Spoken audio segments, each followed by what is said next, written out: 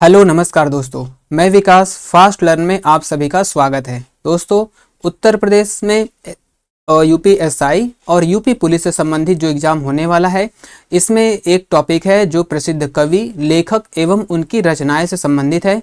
इसमें हम उस पर क्लास पे चर्चा कर रहे हैं। तो हम क्लास 7 यानी 7 क्लास हमारे कंप्लीट हो चुके हैं। आज का जो क्लास 8 नंबर होने वाला है, आज हम इसमें पढ़ेंगे रीतिकाल से संबंधित रचनाएं एवं उनके रचनाकार। ऊपर हम लोग भक्तिकाल, आदिकाल, काल विभाजन, हिंदी साहित्य से संबंधित जो रचनाएं हैं और इसके बारे में हम लोग पढ़ चुके हैं। तो आज की जो हमारी क्लास होने वाली हो रीतिकाल से संबंधित रचनाएं एवं उनके रचनाकार से संबंधित होने वाली है। तो शुरू करते हैं हम अपने क्लास को। तो सबसे पहला जो हमारा प्रश्न है, सही विकल्प का चयन कीजिए। यानी जो काल का नामकरण किया गया है वो किस कवि ने क्या नाम दिया है रीतिकाल को, ये इससे प्रश्न हमारा संबंधित है। तो जो पहला है, रीति काव्य किसने कहा है? तो रीतिकाल को रीति काव्य कहने वाले कौन है? वो है ग्रियर्सन और हजारी प्रसाद द्विवेदी। इसमें मुख्य रूप से ग्रियर्सन का नाम आता है। ग्रियर्सन क्या कहते हैं? ग्रियर्सन रीतिकाल को रीति काव्य नाम कहते हैं। अलंकृत काल किसने कहा है? रीतिकाल को अलंकृत काल किसने कहा है? तो वो मिश्र बंधुओं ने कहा है। रीतिकाल को रीतिकाल नामकरण करने वाले कौन है? तो रीतिकाल को रीतिकाल कहने वाले रामचंद्र शुक्ल हैं। श्रृंगार काल किसने कहा है रीतिकाल को? तो श्रृंगार काल किसने कहा है? तो विश्वनाथ प्रसाद मिश्र। विश्वनाथ प्रसाद मिश्र ने रीतिकाल को श्रृंगार काल कहा है। और कला काल किसने कहा है रीतिकाल को? तो डॉक्टर रमाशंकर शुक्ल। जो डॉक्टर रमाशंकर शुक्ल हैं वो रीतिकाल को कला काल कहते हैं। तो हमारा सीधा सीधा यहाँ पर है, पहला का हमारा पहला है, दूसरा का दूसरा, तीसरा, चौथा, पांचवा एक साथ सारा है। तो उत्तर हमारा यहाँ पर जो डी है ऑप्शन, ये करेक्ट हो जाएगा, जिसमें पहला का पहला, दूसरा का दूसरा, ये हो गया। तो रीतिकाल को रीति काव्य किसने कहा? ग्रियर्सन हजारी प्रसाद द्विवेदी ने। अलंकृत काल किसने कहा? मिश्र बंधु ने। रीतिकाल किसने कहा है? तो आता है कि रीतिकाल को रीतिकाल किसके द्वारा कहा गया है? रामचंद्र शुक्ल के द्वारा। श्रृंगार काल कहने वाले कौन है? विश्वनाथ प्रसाद मिश्र हैं। और कला काल कहने वाले कौन है? तो कला काल कहने वाले डॉक्टर रमाशंकर शुक्ल हैं। तो ये तो हमारा यहाँ पर डी ऑप्शन करेक्ट हो जाएगा। आचार्य रामचंद्र शुक्ल के अनुसार रीतिकाल के प्रवर्तक हैं। तो रीतिकाल का प्रवर्तक जो है आचार्य रामचंद्र शुक्ल ने किसे माना है? चिंतामणि, केशवदास, बिहारी लाल और सेनापति। तो आचार्य रामचंद्र शुक्ल है जो रीतिकाल का प्रवर्तक किसे मानते हैं? तो ये चिंतामणि त्रिपाठी इनका नाम है। तो चिंतामणि को रीतिकाल का प्रवर्तक किसने माना है? तो आचार्य रामचंद्र शुक्ल ने माना है। विश्वनाथ मिश्र के वर्गीकरण के अनुसार बिहारी किस धारा के कवि हैं? तो बहुत सारे जो विद्वान हैं या बहुत सारे जिन्होंने इतिहास लिखा है, उन्होंने अपने अपने वर्गीकरण के अनुसार अलग अलग कवियों को रखा है। तो यहाँ पर हम विश्वनाथ मिश्र यानी विश्वनाथ प्रसाद मिश्र के वर्गीकरण के बारे में बात कर रहे हैं। इन्होंने बिहारी जो कवि हैं, इनको किस धारा में रखा है? तो यहाँ पे रीतिकाल 3 भाग में है। एक है रीति सिद्ध, रीतिबद्ध और रीति मुक्त। तो तीनों में अलग अलग कवियों को रखा गया है। तो जिसमें बिहारी हैं, जो बिहारी लाल हैं, इनको बिहारी को रीति सिद्ध काल का या फिर यानी रीति सिद्ध भाग में इनको रखा जाता है बिहारी को। तो बिहारी किस कवि है? रीति सिद्ध जो काव्य धारा है इसके कवि हैं। निम्न में से रीति मुक्त धारा के कवि हैं। तो रीति मुक्त धारा के कौन कौन कवि हैं? तो इसमें रीतिबद्ध, रीति सिद्ध, रीति मुक्त, तीनों ही धाराओं के कवियों का आप नाम याद रखिएगा। इसमें कभी कभी प्रश्न इससे पूछा जाता है। तो बिहारी का खास तौर से पूछा जाता है, वो इंपॉर्टेंट है। तो रीति मुक्त काव्य धारा में कौन कौन आते हैं? तो बोधा, आलम, ठाकुर और घनानंद। ये चारों ही जो कवि हैं, आलम है, बोधा है, ठाकुर है, घनानंद है, ये चारों जो कवि हैं प्रमुख कवि हैं। ये रीतिकाल के प्रमुख कवि हैं और ये चारों क्या है? रीति मुक्त काव्य धारा के अंतर्गत आते हैं। तो ये सारे जो चारों कवि हैं, ये सभी लोग क्या है? रीति मुक्त काव्य धारा से संबंधित हैं।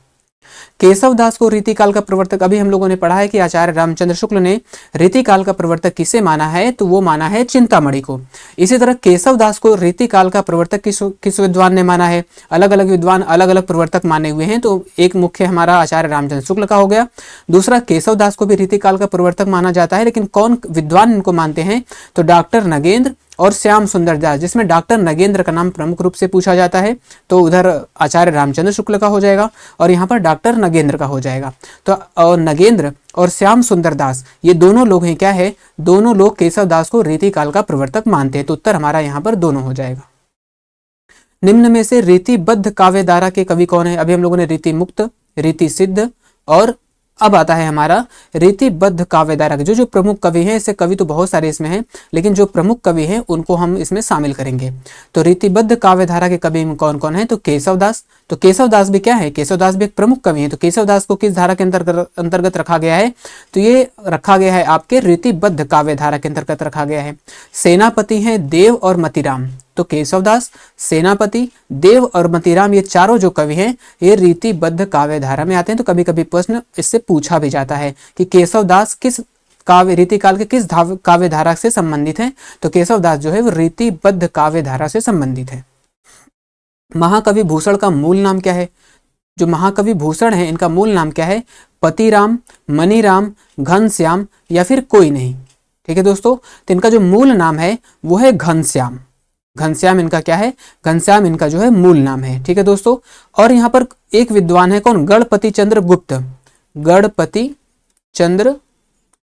चंद्र गुप्त जो है वो इनका नाम पतिराम और मनीराम भी मानते हैं, लेकिन मुख्य रूप से अगर पूछा जाता है तो महाकवि भूषण का जो मूल नाम है वो घनश्याम ही होता है। लेकिन जो गणपति चंद्र हैं ये इनके नाम को पतिराम या मनीराम भी मानते हैं। तो लेकिन मेरा उत्तर क्या हो जाएगा, यहाँ पर घनश्याम हो जाएगा। तो महाकवि भूषण का जो मूल नाम है वो है घनश्याम। शिवा को बखानो कि बखानो छत्रसाल को, ये किस कवि की पंक्ति है। ठीक है दोस्तों, तो यहाँ पर केशवदास, भूषण, मतीराम और कौन है, घनानंद। तो शिवा को बखानो की बखानो छत्रसाल को, ये जो प्रमुख पंक्ति है ये है महाकवि भूषण की, ये भूषण की पंक्ति है। तो उत्तर हमारा यहाँ पर क्या हो जाएगा, भूषण हो जाएगा। महाकवि देव का मूल नाम क्या है, तो महाकवि देव यानी जो देव कवि हैं रीतिकाल के, इनका मूल नाम क्या था, देवराम, देवप्रिय, देवदत्त या फिर कोई नहीं। तो देव का जो मूल नाम है वो है देवदत्त। कवि परिचय, यहाँ पर एक हमारा टॉपिक जो कवि परिचय, तो कवि परिचय में कवि से संबंधित भी बातें पूछी जाएंगी। तो देव का मूल नाम क्या है, तो देवदत्त है। अभिधा उत्तम काव्य है, मध्य लक्षणा लेन, अधम व्यंजना रास बिरस, उलटी कहत नवीन, ये किसकी पंक्तियां हैं। ठीक है दोस्तों, ये पंक्तियां जो है किस कवि की हैं ये हमें बताना है। तो केशवदास, भूषण, मतीराम या फिर घनानंद की। तो ये जो पंक्तियां हैं ये हैं आपके महाकवि भूषण की। तो उत्तर क्या हो जाएगा हमारा, महाकवि भूषण ने कहा था अभिधा उत्तम काव्य है, मध्य लक्षणा लीन, अधम व्यंजना रास बिरस, उल्टी कहत नवीन। तो ये किसकी पंक्तियां हैं, तो ये महाकवि भूषण की पंक्तियां हैं।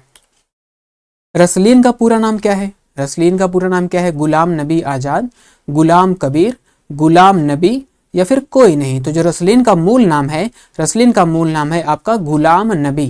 ठीक है दोस्तों, तो रसलीन का जो मूल नाम पूछेगा तो इनका या फिर इनका पूरा नाम पूछेगा, असली नाम पूछेगा, तो इनका जो असली नाम है वो है गुलाम नबी या फिर गुलाम नबी को ही रसलीन नाम से जाना जाता है। निम्न में से कौन सी रचना बिहारी लाल की है, बिहारी श्रृंगार, बिहारी सतसई, बिहारी काव्य या बिहारी पंचाशिका। ठीक है दोस्तों, तो इनकी जो रचना है वो है बिहारी सतसई। इनकी एकमात्र रचना केवल मिलती है, वो भी बिहारी सतसई, जिसे हम गागर में सागर के नाम से भी जानते हैं। तो बिहारी सतसई इन्हीं की रचना है, बिहारी लाल की। और इन्होंने इसकी भाषा क्या है, तो अगर भाषा पूछता है तो इसका है परिनिष्ठित ब्रज भाषा, केवल ब्रज भाषा नहीं कहेंगे। इनकी जो रचना है वो परिनिष्ठित भाषा भी इसका पूछ सकता है, क्योंकि इनका जो ये रचना है बहुत ही महत्वपूर्ण है। परिनिष्ठित ब्रज भाषा में इन्होंने इसकी रचना की है। ठीक है दोस्तों, तो बिहारी लाल की जो रचना है वो बिहारी श्रृंगार क्या है, बिहारी सतसई है। और इसकी भाषा क्या है, तो परिनिष्ठित ब्रज भाषा है, यही इनकी एक रचना भी मानी जाती है। निम्न में से मतीराम की रचना कौन कौन सी है, रसराज, ललित ललाम, अलंकार पंचाशिका, सभी। तो जो भी रचनाएं बहुत सारे कवियों की बहुत से हैं, तो इसमें हम जो महत्वपूर्ण रचनाएं हैं, महत्वपूर्ण कवि हैं, उन्हीं को हमने केवल शामिल किया है। ऐसे रीतिकाल में देखा जाए तो बहुत सारे कवि हैं, बहुत सारे रचनाएं हैं, तो हम सबको नहीं शामिल करेंगे, लेकिन हमें जो महत्वपूर्ण लगा तो हमने इसको शामिल कर लिया है दोस्तों। तो मतीराम की जो रचना है वो है रसराज, ललित ललाम और है अलंकार पंचाशिका। तो ये सारे ही रचनाएं किसकी हैं, ये सारी रचनाएं क्या हैं, मतीराम की रचना है। भाषा भूषण किस कवि की प्रसिद्ध रचना है, कवि भूषण की, जसवंत सिंह की, केशवदास की या फिर मतीराम की। तो जो भाषा भूषण रचना है वो किसकी रचना है, वो है जसवंत सिंह की। ठीक है दोस्तों, भाषा भूषण, जैसे महाकवि भूषण, तो भूषण के नाम से ऐसे बहुत सारी रचनाएं हैं, तो इससे आप ध्यान रखिएगा। तो भाषा भूषण जो रचना है वो किसकी है, वो है जसवंत सिंह की। उत्तर हमारा यहाँ पर जसवंत सिंह हो जाएगा। जसवंत सिंह कृत रचना है, यानी जसवंत सिंह की और भी रचनाएं हैं, प्रबोध चंद्रोदय, आनंद विलास, अपरोक्ष श्रृंगार अपरोक्ष सिद्धांत या फिर सभी। तो जसवंत सिंह की ये सभी रचनाएं हैं, प्रबोध चंद्रोदय, आनंद विलास, अपरोक्ष सिद्धांत। तो ये सारी ही रचनाएं किसकी हैं? तो सारी रचनाएं क्या हैं? जसवंत सिंह की रचना है। तो उत्तर हमारा यहाँ पर सभी हो जाएगा। कवि तोष, हमने यहाँ पे तोष स्लैश तोष निधि रखा है, क्यों? क्योंकि तोष का ही नाम क्या है? तोष निधि है। तो तोष का पूरा नाम अगर पूछे तो हमने इसलिए इस प्रश्न में शामिल कर दिया है। तोष का जो पूरा नाम है तो क्या है? तोष का पूरा नाम तोष निधि है। इनकी कौन कौन सी रचना है? सुधा निधि, विनय शतक, दोनों या फिर कोई नहीं। तो ये दोनों ही रचनाएं कौन कौन से? सुधा निधि और विनय शतक किसकी रचना है? तो महाकवि जो तोष हैं या फिर तोष निधि हैं, इनकी रचना है। कौन कौन सा दोस्तों? सुधा निधि और विनय शतक, ये दोनों ही रचनाएं तोष निधि की हैं या फिर तोष की हैं। तो उत्तर हमारा यहाँ पर दोनों हो जाएगा। मुक्ति तरंगड़ी, मुक्ति तरंगड़ी और रस रहस्य किस कवि की रचना है? मुक्ति तरंगड़ी और रस रहस्य दोनों इंपॉर्टेंट है। मुक्ति तरंगड़ी और रस रहस्य किस कवि की रचना है? केशवदास, भिखारीदास, चिंतामणि या फिर कुलपति मिश्र की। ठीक है दोस्तों, तो मुक्ति तरंगड़ी और रस रहस्य जो रचना है वो है कुलपति मिश्र की। ये दोनों ही रचनाएं कुलपति मिश्र द्वारा रचित हैं। तो उत्तर हमारा यहाँ पर कुलपति मिश्र हो जाएगा। कौन कौन सा? मुक्ति तरंगड़ी और रस रहस्य के रचनाकार के रूप में। निम्न में से महाकवि देव की रचना कौन कौन सी है? भाव विलास, रस विलास, सुजान विनोद, ये तीनों ही रचनाएं महाकवि देव की हैं। तो हमारा यहाँ पे जो मुख्य उद्देश्य है, ये प्रैक्टिस नहीं, एक तरह से हम इसको पूरा रीतिकाल पढ़ने की कोशिश कर रहे हैं। तो जैसे देव, अगर यहाँ पे भाव विलास केवल पूछ सकता है प्रश्न में, रस विलास पूछ सकता है या फिर सुजान विनोद पूछ सकता है, तो ये तीनों महत्वपूर्ण रचनाएं हैं। तो ये तीनों ही रचनाएं किसकी हैं? देव की रचनाएं हैं। तो उत्तर हमारा यहाँ पर सभी हो जाएगा। काव्य रसायन या फिर शब्द रसायन के रचनाकार कौन है? यानी काव्य रसायन या शब्द रसायन किसकी रचना है? महाकवि भूषण की, देव की, केशवदास की या फिर मतीराम की। तो जो काव्य रसायन या शब्द रसायन रचना है, ये भी रचना किसकी है? तो ये भी आपका देव की रचना है। अभी ऊपर हम लोगों ने जो पढ़ा है भाव विलास, कौन कौन सा था? भाव विलास, रस विलास, सुजान विनोद, और एक यहाँ पर काव्य रसायन या शब्द रसायन जो रचना है, ये किसकी है? तो ये भी देव कवि की ही रचना है। निम्न में से रसलीन की रचना कौन कौन सी है? रसलीन की रचना कौन है दोस्तों? तो अंग दर्पण और रस प्रबोध, अंग दर्पण और रस प्रबोध, ये दोनों ही रचनाएं किसकी हैं? ये रसलीन की रचना है। क्या है दोस्तों? रसलीन की रचना अंग दर्पण और रस प्रबोध, ये दोनों ही रचनाएं किसकी हैं? तो ये दोनों रचनाएं आपके रसलीन की रचना है। काव्य निर्णय किस कवि की रचना है? भिखारीदास, पद्माकर, केशवदास या फिर मतीराम। तो काव्य निर्णय रचना किसकी है? तो काव्य निर्णय के जो रचनाकार हैं वो हैं भिखारीदास। ठीक है दोस्तों, काव्य निर्णय किसकी रचना है? तो काव्य निर्णय जो रचना है वो भिखारीदास की रचना है। तो उत्तर हमारा यहाँ पर भिखारीदास हो जाएगा। भिखारीदास की प्रमुख रचनाएं कौन कौन सी हैं? एक काव्य निर्णय जो मुख्य है, और भी भिखारीदास की जो प्रमुख रचनाएं हैं वो है अमरकोश, छंदारणव पिंगल, शतरंज शतिका, ये सभी रचनाएं किसकी हैं? ये सारी ही रचनाएं भिखारीदास की रचना है। कौन कौन सा है दोस्तों? फिर से देखते हैं एक बार। अमरकोश, छंदारणव पिंगल और शतरंज शतिका, ये तीनों ही रचनाएं किसकी हैं? तीनों रचनाएं भिखारीदास की हैं। तो उत्तर हमारा यहाँ पर सभी हो जाएगा। निम्न में से पद्माकर की प्रसिद्ध रचना कौन कौन सी है? यहाँ पर पद्माकर कवि की बात कर रहे हैं। ठीक है दोस्तों, गंगा लहरी, प्रबोध पचासा, जगद विनोद। तो पद्माकर की रचना है। पद्माकर को पद्माकर भट्ट भी इनका नाम आ जाता है, लेकिन ज्यादातर पद्माकर ही आता है इनका। तो पद्माकर की जो रचनाएं हैं वो है गंगा लहरी, प्रबोध पचासा। तो गंगा लहरी, प्रबोध पचासा प्रश्न में पूछा भी गया है, पूछा भी जाने की संभावना भी होगी इसमें। तो गंगा लहरी, प्रबोध पचासा, जगद विनोद, ये सभी रचनाएं किसकी हैं? तो ये सारी ही रचनाएं पद्माकर कवि की हैं। हिम्मत बहादुर विरुदावली, ठीक है दोस्तों, हिम्मत बहादुर विरुदावली किसकी रचना है? तो हिम्मत बहादुर विरुदावली जो रचना है ये भी पद्माकर की ही रचना है।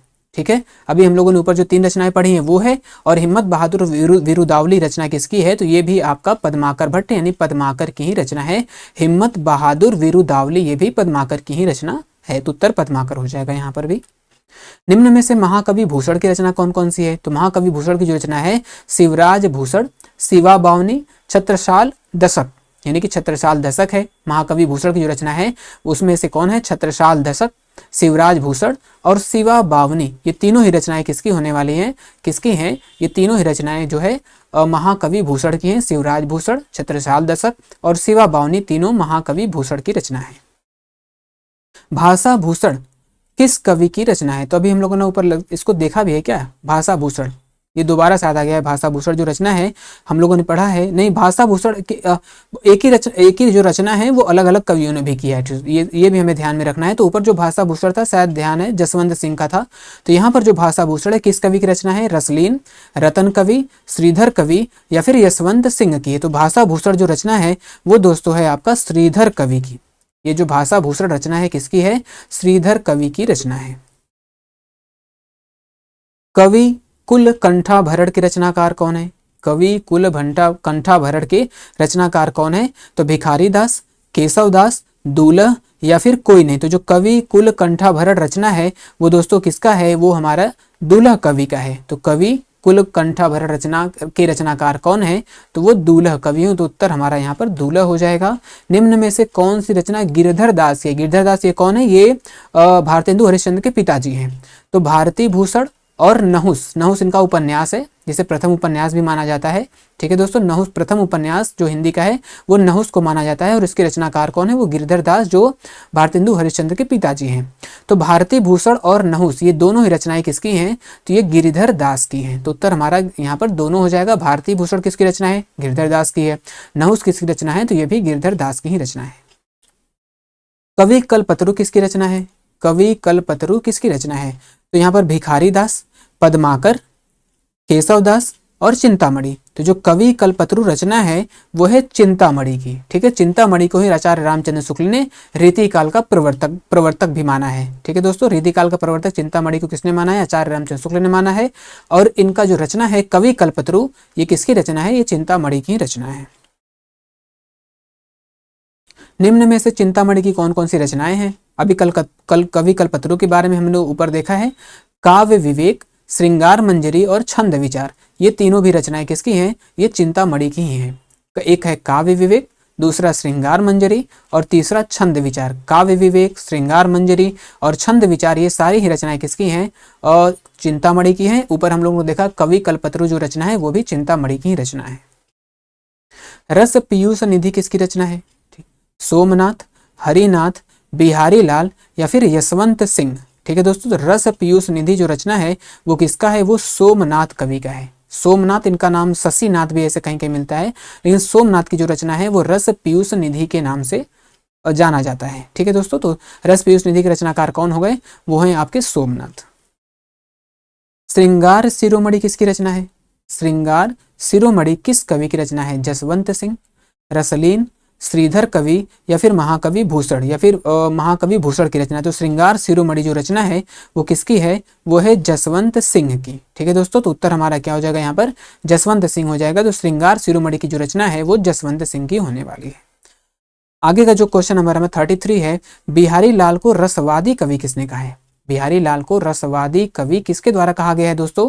तो रसवादी कवि बिहारी लाल, पहली बात तो ये प्रश्न हो गया हमारा कि रसवादी कवि किसे कहा जाता है? तो बिहारी लाल को कहा जाता है। किसने कहा है? तो आचार्य रामचंद्र शुक्ल ने कहा है। वहीं पर अगर हम देखेंगे डॉक्टर नगेंद्र को, तो डॉक्टर नगेंद्र जो है इन्हें ध्वनिवादी कवि कहते हैं। इन्हें ध्वनिवादी कवि कहते हैं। ठीक है दोस्तों, तो बिहारी लाल को रसवादी कवि किसने कहा है? तो बिहारी लाल को रसवादी कवि कहने वाले शुक्ल जी हैं। और वहीं डॉक्टर जो नगेंद्र हैं वो बिहारी लाल को ध्वनिवादी कवि कहते हैं। तो यहाँ पर दोनों लोगों के बारे में हमने देख लिया है। आगे जो प्रश्न है हमारा, बिहारी लाल को पीयूष वर्षी मेघ किसने कहा है? ठीक है दोस्तों, बिहारी लाल को पीयूष वर्षी मेघ की उपमा या उपाधि किसके द्वारा दी गई है? रामचंद्र शुक्ल के द्वारा, श्री राधा चरण गोस्वामी के द्वारा, गणपति चंद्र गुप्त के द्वारा या फिर हजारी प्रसाद द्विवेदी के द्वारा। तो बिहारी लाल को पीयूष वर्षी मेघ किसने कहा है? तो वो कहा है श्री राधा चरण गोस्वामी। श्री राधा चरण गोस्वामी ने बिहारी लाल को पीयूष वर्षी मेघ कहा है। तो यहाँ से इस तरह से अब एक ऐसा भी प्रश्न ध्यान में रखिएगा कि पीयूष वर्षी मेघ रीतिकाल के किस कवि को कहा जाता है? तो वो बिहारी लाल को कहा जाता है। अगर प्रश्न में ये थोड़ा डीप प्रश्न हो जाएगा कि राधा चरण गोस्वामी ने कहा है, तो यहाँ से दोनों प्रश्न हमारे हो गए कि किसको कहा जाता है पीयूष वर्षी मेघ? तो वो बिहारी लाल को कहा जाता है। किसने कहा है? तब हमारे यहाँ पर उत्तर राधा चरण गोस्वामी हो जाएगा। अंबिका दत्त व्यास ने बिहारी सतसई पर टीका किस नाम से रचा है? ठीक है दोस्तों, बिहारी शतक, बिहारी छंद, बिहारी बिहार या फिर कोई नहीं। तो बिहारी सतसई पर टीका लिखने वाले, बिहारी सतसई पर टीका बहुत सारे कवियों ने कहा है, लेकिन अंबिका दत्त व्यास की जो रचना है बिहारी सतसई पर टीका लिखा है इन्होंने, वो नाम है उसका बिहारी बिहार। ठीक है, तो यहाँ से ये भी याद रखिएगा कि बिहारी बिहार रचना किसकी है, तो बिहारी बिहार रचना अंबिका दत्त व्यास की है और ये बिहारी सत्सई पर लिखी गई टीका है। भाव पंचाशिका किसकी रचना है, भाव पंचाशिका किसकी रचना है, कवि वृंद, जो वृंद कवि हैं, कवि भूषण है, रसलीन है या फिर रतन कवि है। तो भाव पंचाशिका किस कवि की रचना है, तो भाव पंचाशिका जो रचना है वो वृंद कवि की है। तो उत्तर हमारा यहाँ पर क्या हो जाएगा, जो वृंद कवि की है वो है भाव पंचाशिका। तो उत्तर हमारा यहाँ पर वृंद कवि हो जाएगा। निम्न में से आलम की रचनाओं की पहचान कीजिए। जो आलम, बोधा, ठाकुर, घनानंद, इसके बारे में हम देखेंगे। तो आलम की जो रचना है वो इनकी हमको बताना है। तो माधव क्या है, माधव नल काम कंदला, ठीक है दोस्तों, माधव नल काम कंदला और श्याम सनेही, माधव नल काम कंदला और श्याम सनेही, ये दोनों ही रचनाएं किसकी हैं, ये दोनों ही रचनाएं आलम की हैं। ठीक है दोस्तों, तो आलम की महत्वपूर्ण रचना है माधव नल काम कंदला और श्याम सनेही, ये दोनों ही रचनाएं किसकी हैं, आलम की हैं। तो उत्तर हमारे यहाँ पर दोनों हो जाएगा। घनानंद की रचनाएं कौन कौन सी हैं, सुजान सागर, कोकसार और इश्कलता। ठीक है दोस्तों, तो सुजान सागर, कोकसार और इश्कलता ये तीनों रचना किसकी है, तो वो घनानंद की रचना है, जिसमें से इश्कलता पूछा जाता है, सारे ही इंपॉर्टेंट है।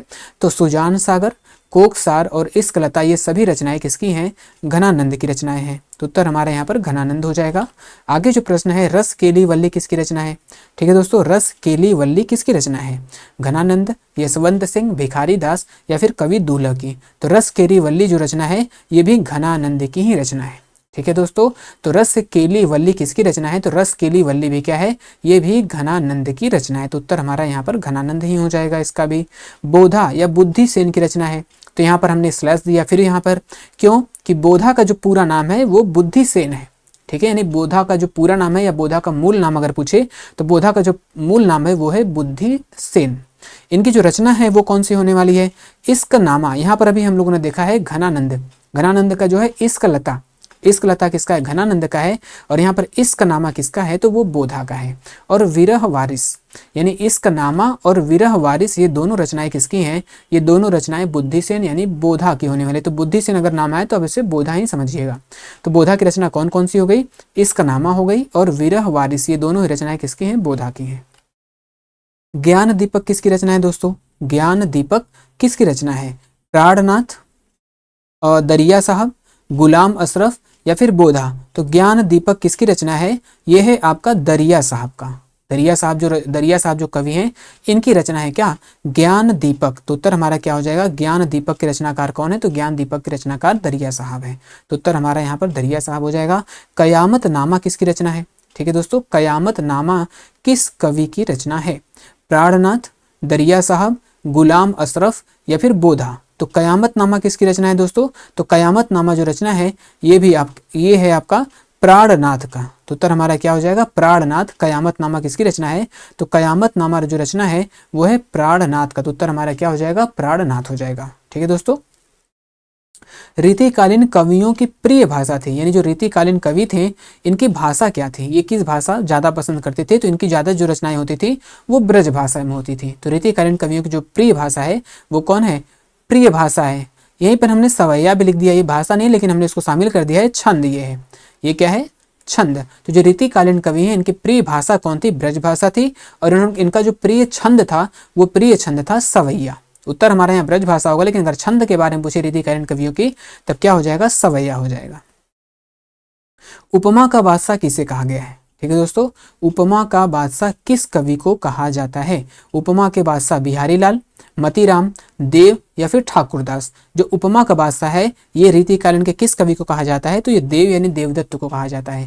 जो देव हैं इन्हें उपमा का बादशाह कहा जाता है। तो उत्तर हमारा क्या हो जाएगा, यहाँ पर देव हो जाएगा।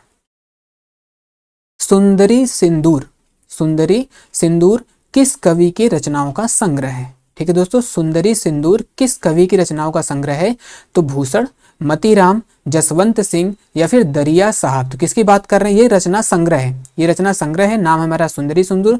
और किसकी रचना है ये, तो ये आपके मतीराम की रचना है। तो उत्तर हमारा क्या हो जाएगा, यहाँ पर मतीराम हो जाएगा। तो मतीराम की रचना क्या है, सुंदरी सिंदूर, इनका क्या है, रचनाओं का संग्रह है। कवि भूषण को हिंदू जाति का प्रतिनिधि किस विद्वान ने कहा है? ठीक है दोस्तों, कवि भूषण को हिंदू जाति का प्रतिनिधि कवि कहा जाता है। तो यहाँ से एक प्रश्न पहला ये हो गया कि हिंदू जाति का प्रतिनिधि कवि किस कवि को कहा जाता है? तो ये कवि भूषण को कहा जाता है।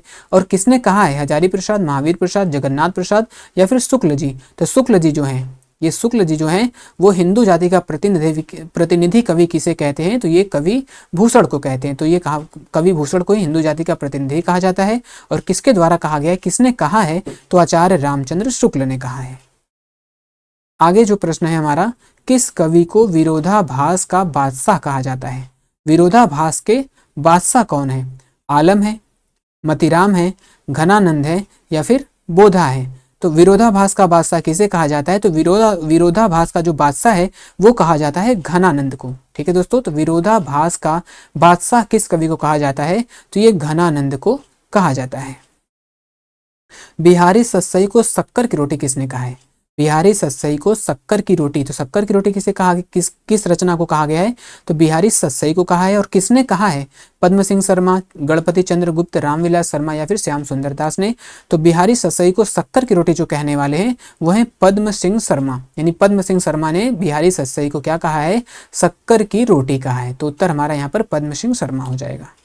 बिहारी लाल को भारत का थॉमसन किसने कहा है? बिहारी लाल को भारत का थॉमसन किसने कहा है? ग्रियर्सन, राधाचरण गोस्वामी, गणपति चंद्र गुप्त या फिर हजारी प्रसाद द्विवेदी। तो भारत का थॉमसन किसे कहा जाता है? तो वो बिहारी लाल को कहा जाता है।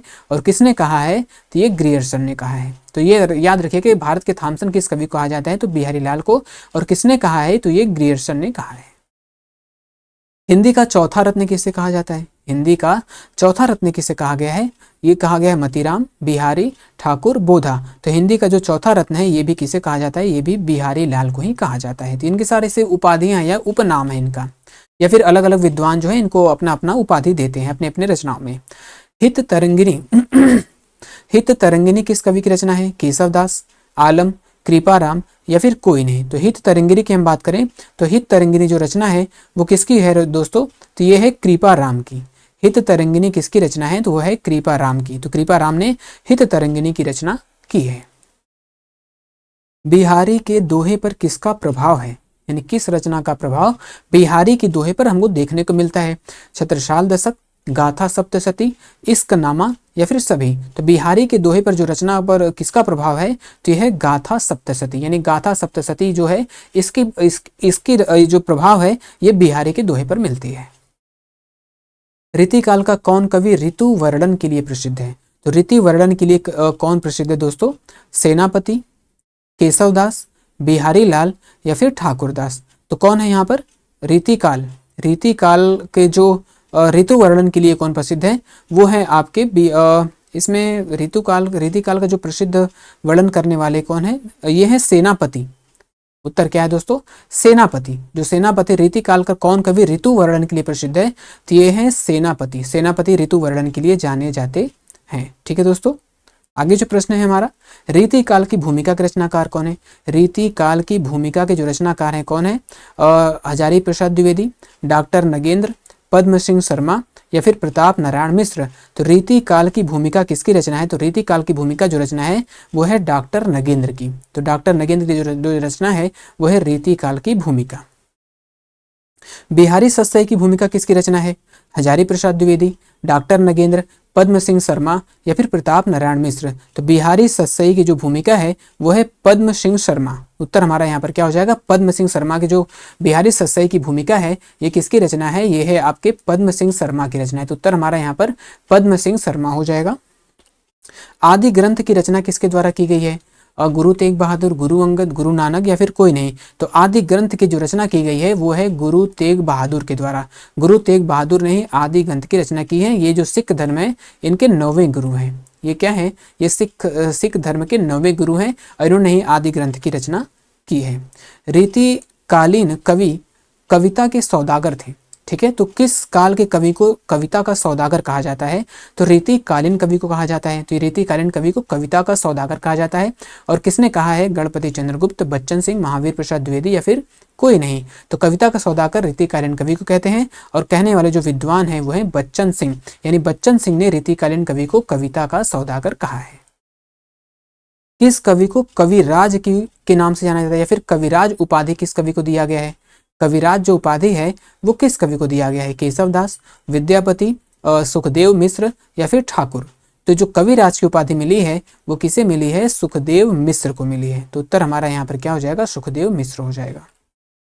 रसार्णव किस कवि की रचना है दोस्तों? रसार्णव किस कवि की रचना है? केशवदास, विद्यापति, सुखदेव मिश्र। अभी हम लोगों ने सुखदेव, इनको कविराज की उपाधि दी गई है, और जो रसार्णव रचना है ये भी सुखदेव की ही रचना है। तो उत्तर यहाँ हमारे सुखदेव हो जाएगा। सुखदेव मिश्र की जो रचना है वो है रसार्णव। यौवन की रमणीयता का काव्य, यौवन की रमणीयता का काव्य किस काल के काव्य के बारे में कहा गया है? यानी किस काल का जो काव्य है उसे यौवन की रमणीयता का काव्य के नाम से पुकारा जाता है, या फिर उसको कहा गया है आदिकाल, भक्तिकाल, रीतिकाल, आधुनिक काल?